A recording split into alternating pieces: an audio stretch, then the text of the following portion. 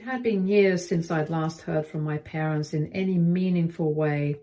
And now, out of nowhere, they were calling, wanting to reconnect. I didn't know what to expect, but I certainly wasn't prepared for what happened when I picked up the phone. They'd always been the type to believe they knew best, always so sure about everything. For as long as I could remember, their love had been reserved for my brother, their golden child.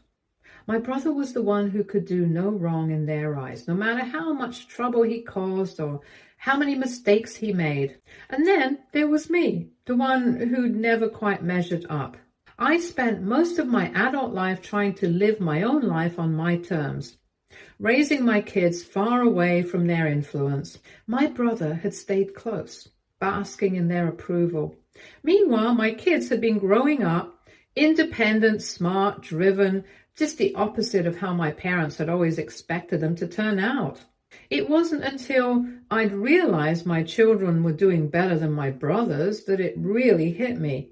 My parents had always been so focused on their golden son that they had barely even noticed the success my children were carving out for themselves. And now they were calling me, wanting to make everything seem fine, as if we could just pick up where we left off. As if the years of neglect and disappointment hadn't happened.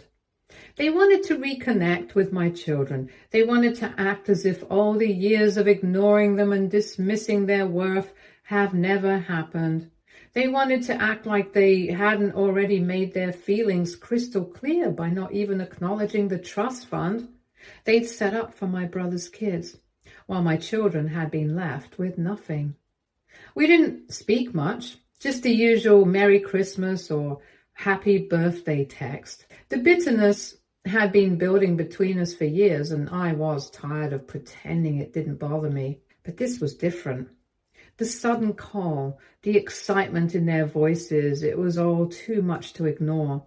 They were acting as though everything could just go back to normal. My mother's voice came through the line as if she were about to share some grand revelation. She said they'd been thinking that they should start getting back into the kids' lives. It had been too long, and now they were older, they should make up for lost time.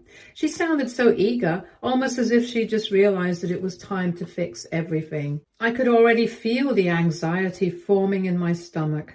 I didn't know how to react. My kids had grown older, yes, and they were doing better than I'd ever dreamed. But that was the issue, wasn't it? My parents had spent so much time fixating on my brother's family and throwing everything into supporting them, ignoring the success of my children. They didn't even want to acknowledge their accomplishments, let alone contribute to their future. I took a deep breath. I asked her what exactly she was trying to say. She hesitated for a second, almost as if she were choosing her words carefully.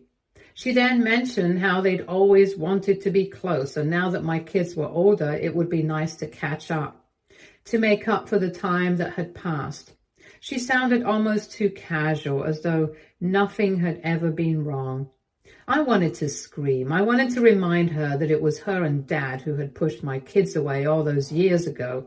They'd let my brother and his family take center stage, while mine got the scraps. I knew my children wouldn't just forget that.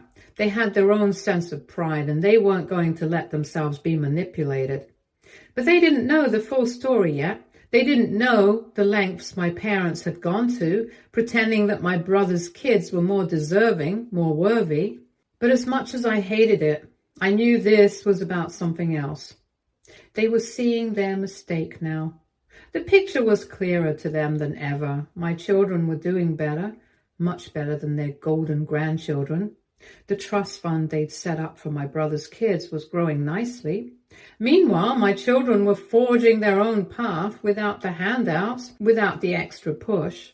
They didn't need the help my parents had always given to my brother's family. They were already thriving, and now my parents wanted in. They wanted to act like everything was fine, like they hadn't just ignored us all those years. I told her I didn't know if my kids were ready for that. They hadn't forgotten how they'd been treated. There was silence on the other end, and I could almost hear my mother scrambling for a response. She said, "Well, sometimes kids just need to understand that parents make mistakes. It was time to move on from the past. She sounded snobbish. There was no way that I would let her off easily. I let out a bitter laugh and told her, "You mean your mistakes?" She sighed, clearly frustrated. She said they were only trying to help. I clicked the phone off, the words still ringing in my ears. I could feel the resentment bubbling back up. How dare they pretend like this was about helping?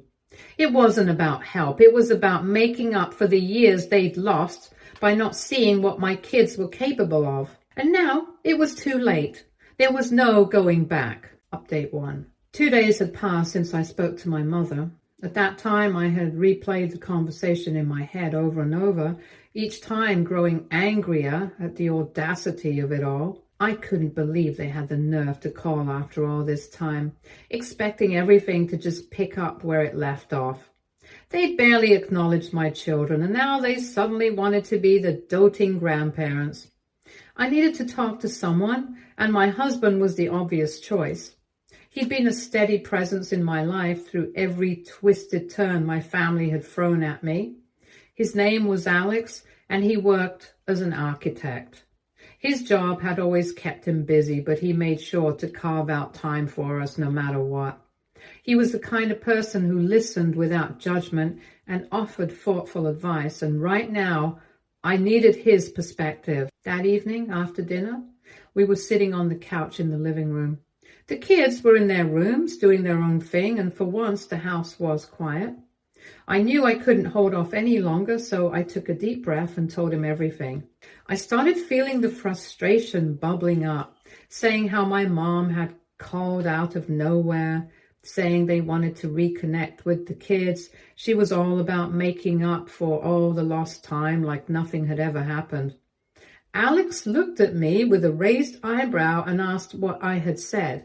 I told him that I'd shot down the idea right away, making it clear that our kids weren't going to just forget how they'd been treated. He nodded, his expression thoughtful. He told me he understood why I was upset and how after everything they'd done, it was ridiculous for them to expect us or the kids to just forgive and forget. I nodded along, feeling some of the tension ease, but the anger still simmered under the surface. I leaned back against the couch, crossing my arms, and said that the worst part was how they'd set up a trust fund for my brother's kids, but left nothing for ours. They'd always treated our children like they were inferior just because of their assumptions about me and Alex. And now, out of nowhere, they wanted to be the ideal grandparents. It didn't sit well with me. Alex's jaw tightened when I mentioned the trust fund. He said it was messed up and that it was obvious my parents only wanted to get involved now because they saw our kids doing well, not because they genuinely cared. I nodded again, my mind spinning with frustration. But then Alex placed a hand on my shoulder, giving me that steady, reassuring look he always did, and said that we couldn't just keep this bottled up.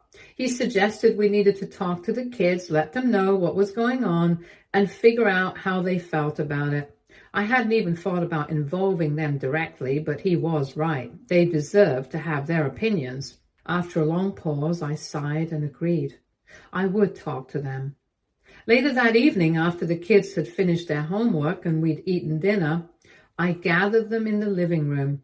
They sat across from me, curiosity mixed with suspicion on their faces. I could tell they knew something was off, and I wasn't about to hold back.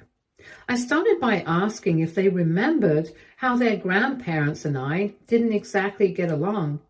They both nodded, and I continued, telling them that my parents had reached out to me recently, saying they wanted to reconnect with them. They were acting like they wanted to make up for all the lost time and get back in touch. Jake, always the one to speak his mind, rolled his eyes and said, "Seriously? After all these years?" I gave him a small nod, saying that was exactly how I felt.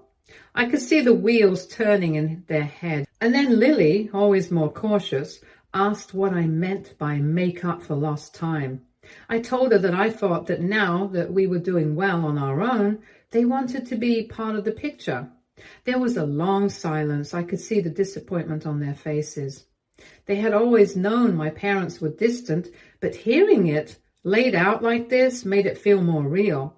Jake spoke up again, clearly frustrated. He asked if we were just supposed to forget about all the times my parents had ignored us. I assured him we weren't, that I didn't want them to just forgive and forget. I told them both that if they didn't want to have anything to do with my parents, I'd support that decision. I wasn't going to force them into a relationship with people who hadn't cared about them before. They needed to choose for themselves. Jake looked at Lily and then back at me, and after a moment he said he didn't know. He admitted he was still angry about the way my parents had treated us. Lily, always more reserved, nodded in agreement, saying she didn't think she wanted anything to do with them either. It wasn't the answer I had hoped for, but it was the one I expected. Our kids were smart, and they weren't about to let themselves be manipulated by a sudden change of heart from people who had written them off for years. They'd grown up with integrity, and they knew the difference between genuine affection and forced gestures. I nodded, feeling a mix of emotions. Part of me wished things could have been different, that my parents could see what they'd missed out on, but another part of me felt a deep sense of relief. My kids didn't need their grandparents to be successful or happy. They had me, and they had Alex, and that was more than enough. I broke the silence, telling them we'd let my parents know. They didn't need to settle for anyone who hadn't supported them from the beginning. They both nodded and we moved on from the topic. Update 2. Since you all were asking for some background info, here it is.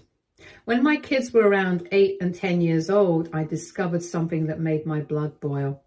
My parents, who had always been distant at best, had quietly set up a trust fund for my brother's children, but there was nothing for mine. Nothing. My heart sank when I first found out. At the time, I was struggling with how little attention my parents paid to my kids. They barely acknowledged their birthdays, let alone offered any kind of financial help or emotional support. But this was a slap in the face. I remember sitting down with my mom one day trying to figure out why they'd never shown any real interest in our lives. And her response was blunt, almost cruel. She told me that my kids would turn out like their father, as if their fate was sealed the moment Alex and I decided to have a family together. It was clear she believed they would never amount to much, that they were somehow destined to fail because of me and Alex's decisions. But hearing it from her in such a cold, dismissive way made me feel small. My children, who were bright, kind, and resilient, had been written off before they even had a chance to prove themselves. My mind kept circling back to that trust fund. I knew my parents had always favored my brother. He could do no wrong in their eyes. He had made all the right choices in their eyes. He had taken over the family business. My father still took all the decisions. Had a flashy lifestyle and kept them in the loop about his successes. But that didn't mean they had to ignore my children like this. Alex had always been a steady presence, a balance to the chaos my parents created. He had a successful career as an architect, and although he worked long hours, he made sure our family was his top priority. He was a good man, solid and dependable, and the kids adored him. We had built our lives together, and I couldn't have asked for a better partner.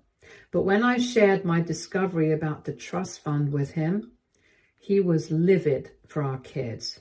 The years had not been easy. My parents' treatment of me and my children had always been strained, but their favoritism toward my brother was something I had learned to live with.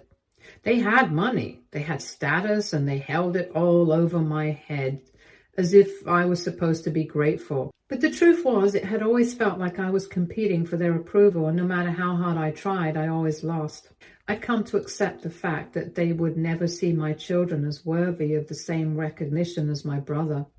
But I never expected them to go so far as to set up a trust fund for his kids, pouring money and resources into them from the moment they were conceived, while mine were left with nothing.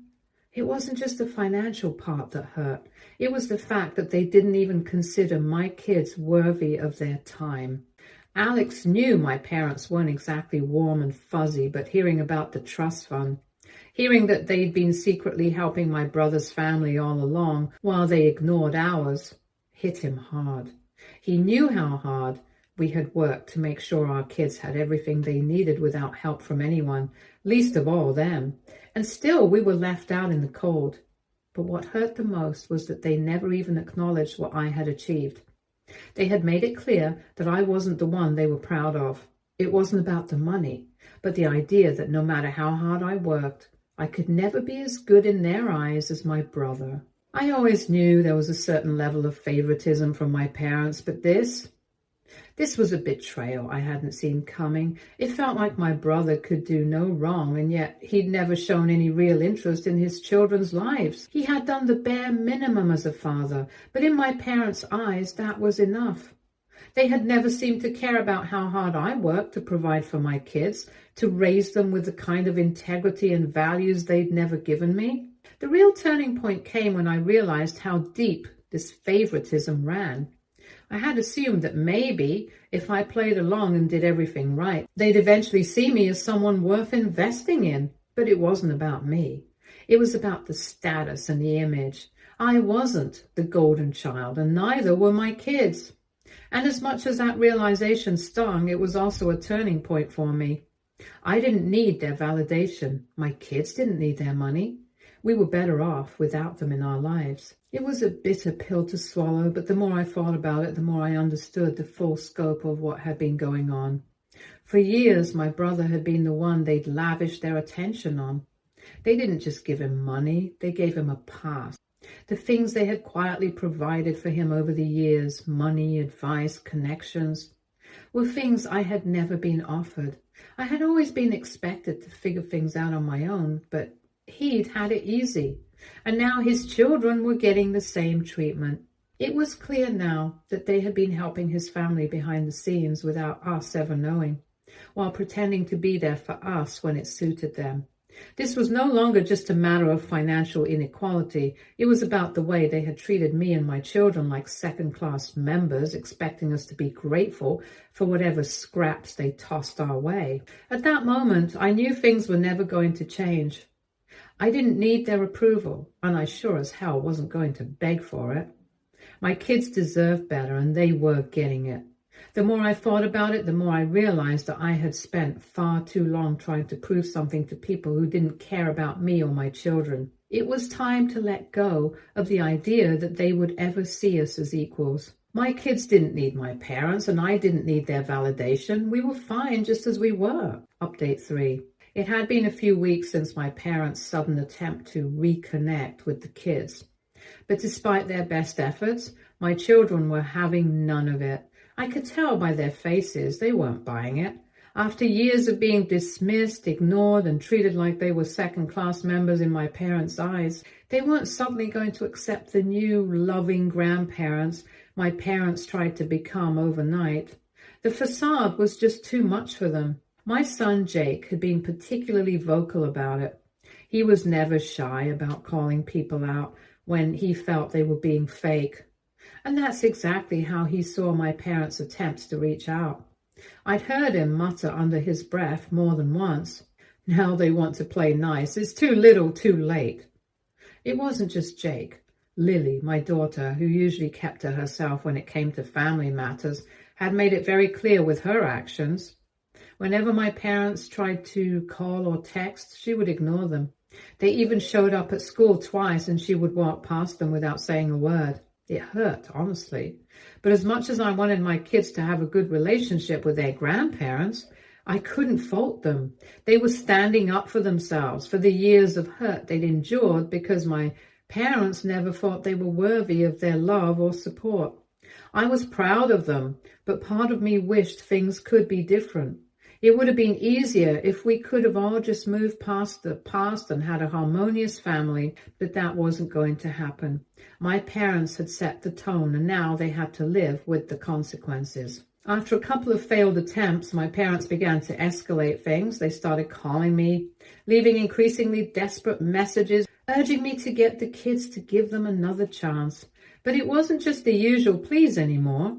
They were now playing the guilt card, and it was becoming harder to ignore. One night, my phone rang as I was getting ready to go to bed. It was my mom, her voice soft and shaky as if she were on the verge of tears. She said that they'd been trying to reach out to the kids, that they weren't getting anywhere. She sounded so different, so vulnerable, that for a second I almost felt sorry for her. But then she dropped the bomb. She said, "You know, your father and I were not getting any younger.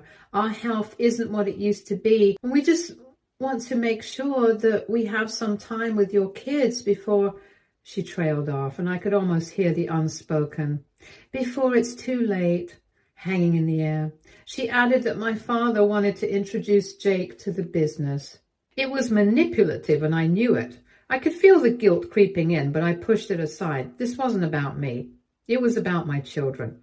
My parents had never shown the kind of care they were pretending to now. They hadn't bothered to be there for the milestones, the birthdays, the times when my kids needed a solid support system.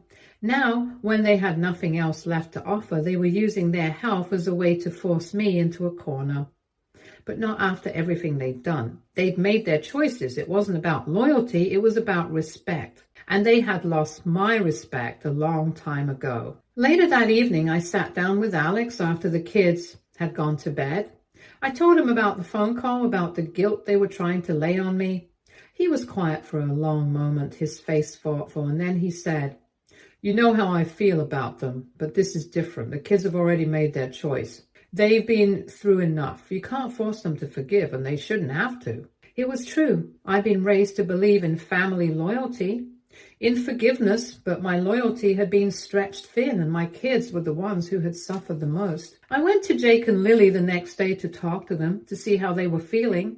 I knew the situation was complicated, and I wanted to make sure they knew they had my full support no matter what. Jake, sitting on the couch with his headphones around his neck, didn't even look up when I sat next to him.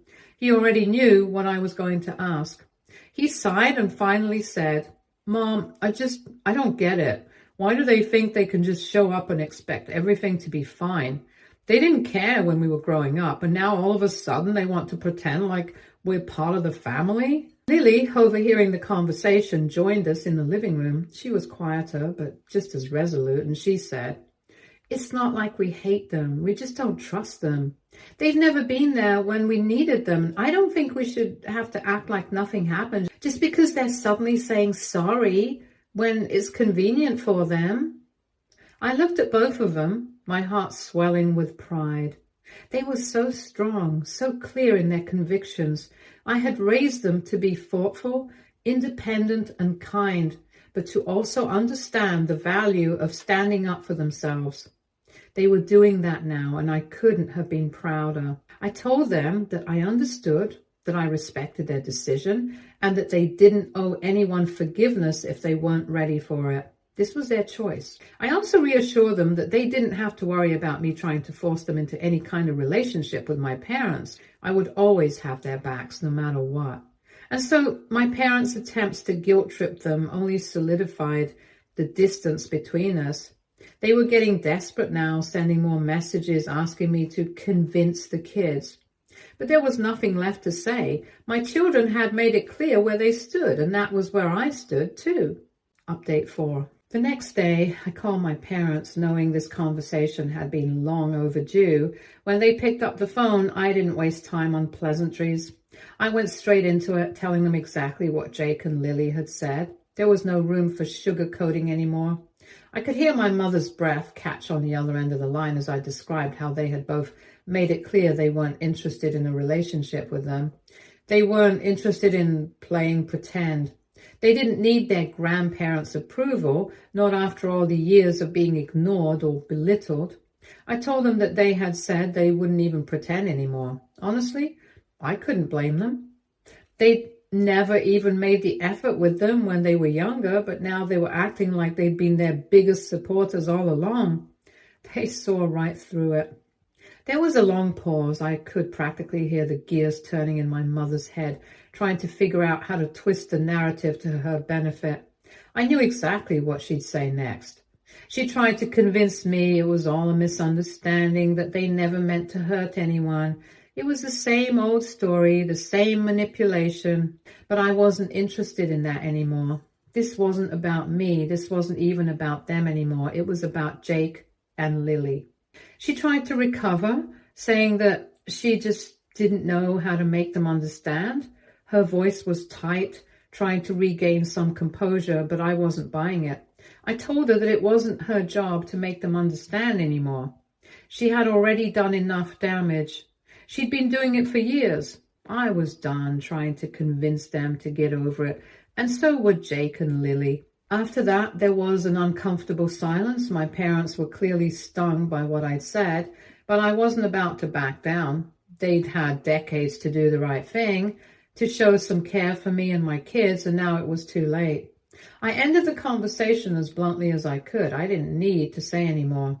There was no point. Later that evening, I received a call from my brother.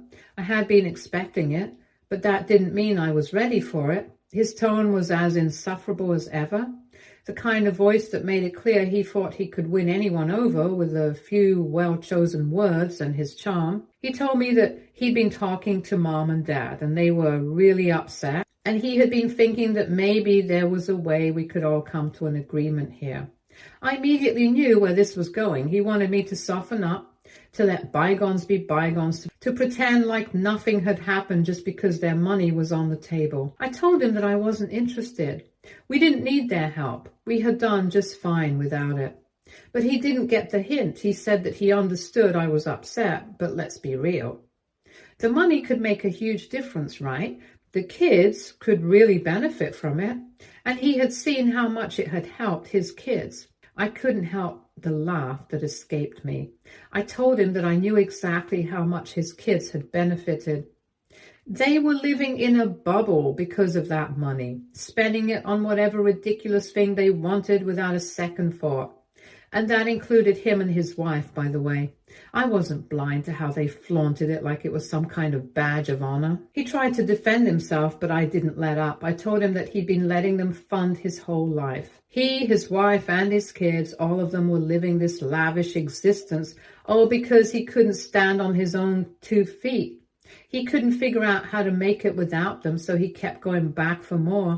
And now he was trying to act like he was so much better than me. I paused, letting him process my words.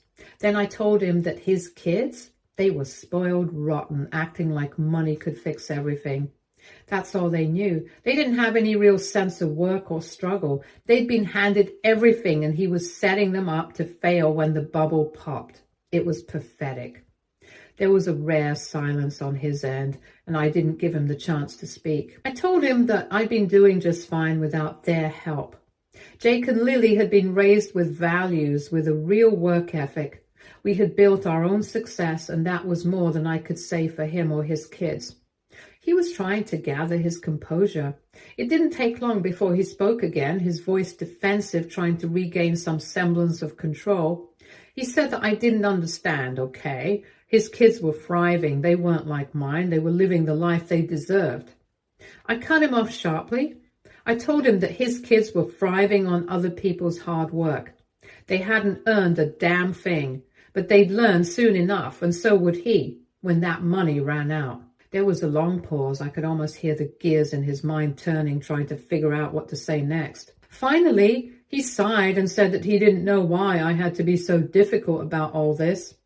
All he was offering was help. I shook my head, even though he couldn't see me. I told him that he wasn't offering help. He was offering to let me fall into the same trap he had. No thanks. We both knew the conversation was over at that point. He wasn't going to change my mind, and I wasn't going to change his. But it felt good to finally say the things I'd been holding back for so long. It felt good to remind him that he had no moral high ground to stand on, not when he'd been living off my parents' handouts all these years. I had everything I needed, and it was more than enough. Stay tuned for more stories from Argo Relationships.